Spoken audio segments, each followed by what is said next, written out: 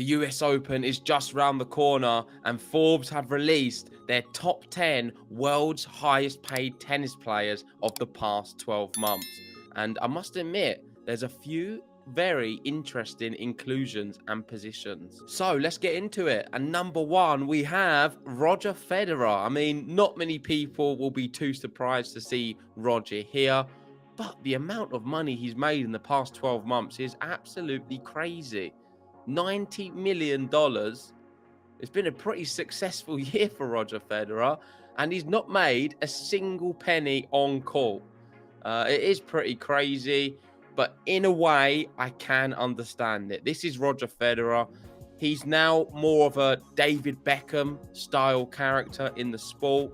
I feel with his class and the suave nature of him, being Swiss as well, it's very easy for him to be a part of these sort of high-end brands. I'm talking the watches, the just sort of high-end fashion in general, really. And I can understand why he is so high on the list. But to be number one, let me know in the comment section, what do you make of it? Do you feel we should have the highest paid tennis player being someone who actually plays tennis? Or are you not worried about Roger Federer being there? For me, I'm a bit indifferent because it is Federer, and in a way, he's the guy who really got a lot of people into the sport. He's the first name people would think about. Even now, if you ask a non-tennis fan, they say, name a tennis player, most of them would say Roger Federer. Number two on the list, we've got Naomi Osaka with $56.2 million. She has made just over $1 million on court, but most of it is coming off court. She's not been playing too much tennis recently. She's not been playing very well either. But of course, she's got the Japanese market, the American market.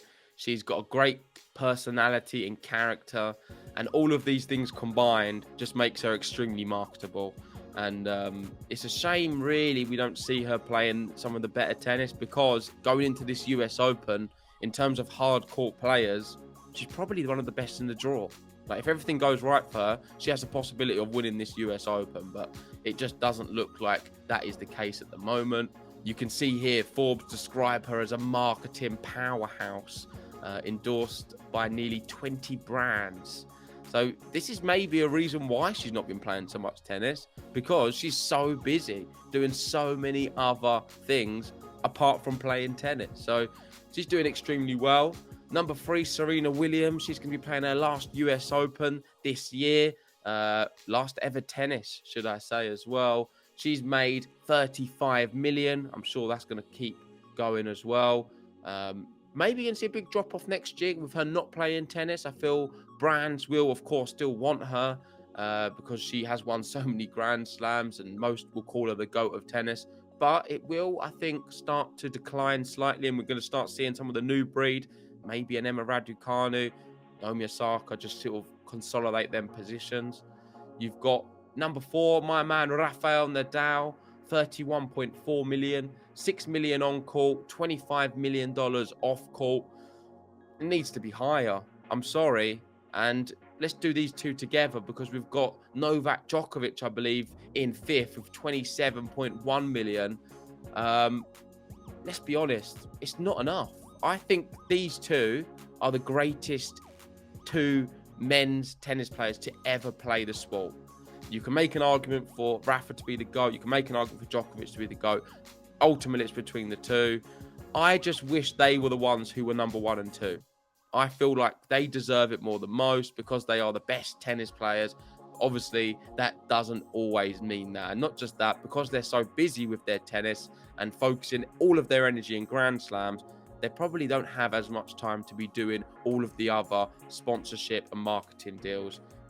But this could be a situation where, as they are getting older, Nadal's slowing down, he's got a son on the way, potentially we see him do a few more of these marketing things and makes a bit of extra buck away from playing tennis. Let's go on to number six. And number six, Emma Raducanu. She won the US Open last year, 19 years old. She's made $18 million off court, $3 million on court, of course, most of that being from her win at the US Open. It's just crazy. Just one win. She's a very good looking girl. She's British as well. and just everyone loves her. She's just extremely marketable. I don't even know all the brands now, but there's so many. I think there's a list here. We've got British Airways, Dior, Evian, HSBC, Porsche, Tiffany, Vodafone, Nike, and she's 19. I mean, this has all happened within a year. It'll be very interesting to see what this list will look like next year on top of this. But she's doing extremely well. Number 7, Daniil Medvedev, world number 1 currently. And you look at, this is where you start to see that the on-court and off-court are getting very closer. So Daniil Medvedev's actually made a lot of his money on court with his performances over the last 12 months. You can't really argue that he has been, you could make a case for the best player on tour, if not top 3 for sure. And yeah, well, that speaks volumes with the amount of money he's made on court. Off court, he's made 12 million still, which is still not bad, but you'd expect a little bit more. Number 8, Kei Nishikori, not playing any tennis whatsoever. Most people would assume he's retired. Is he going to play tennis again? I don't think so. Could be the odd event, but I don't see him winning much. Still, he's got the Japanese pull, a bit like Naomi Osaka, and he's pulling in 13 million a year off court. But I was a bit surprised to see him. He was one of the ones I was surprised to still see inside the top 10. Number 9, Venus Williams.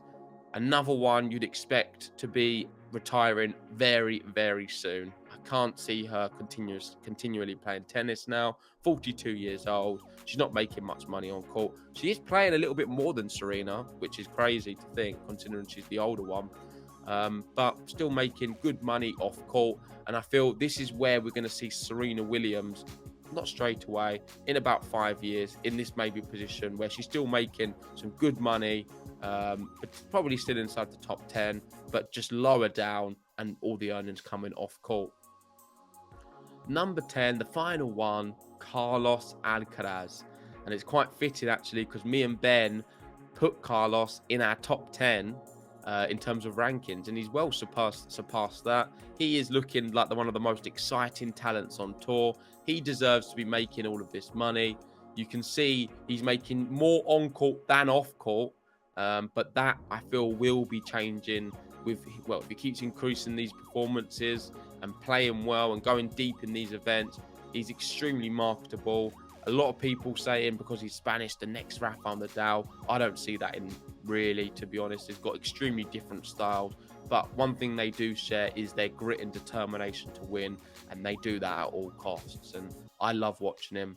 Extremely exciting talent, and he could be one of the ones who wins multiple Grand Slams across all the surfaces. There's not really a weak surface for him, and yeah, I'm really glad that he's made the top 10. And this is probably one of the other surprising entries. Many people wouldn't have thought Carlos Alcaraz would have been on the top 10. You may have thought maybe Zverev or Tsitsipas was on there, but Carlos Alcaraz, in fact, is on there, which is, well, fair play to him because he certainly does deserve it. Let's look at the consolidated list, and Jose Morgado's put them all together here. Just interesting for you guys to see. As just to go over it one more time, we've got Federer number 1, Osaka 2, Serena 3rd, Nadal 4th, Djokovic 5th, Raducanu 6th, Medvedev 7th, Nishikori 8th, Venus Williams 9th, and Alcaraz 10th. But let me know, guys, in the comment section below, what do you make of this top 10? Is there any really big surprises on there? Is it like what you thought it was going to be? For me, the big surprises are Nishikori still being there, Alcaraz making the top 10, and Nadal and Djokovic being so low as what they are. But I'm interested to hear what you guys have to say. I thought this was pretty interesting. I'm glad Forbes have released it. Interesting, it's just before the US Open as well. But Raducanu, another one, I guess, Riem so high. Raducanu making more than Medvedev. Fair play. She's obviously needs to improve the tennis, but she has won a Grand Slam, just like Medvedev. So anyway, enough of me waffling. Thanks for watching. If you haven't already, hit the like button, subscribe if you're new, and we'll see you for US Open coverage very soon.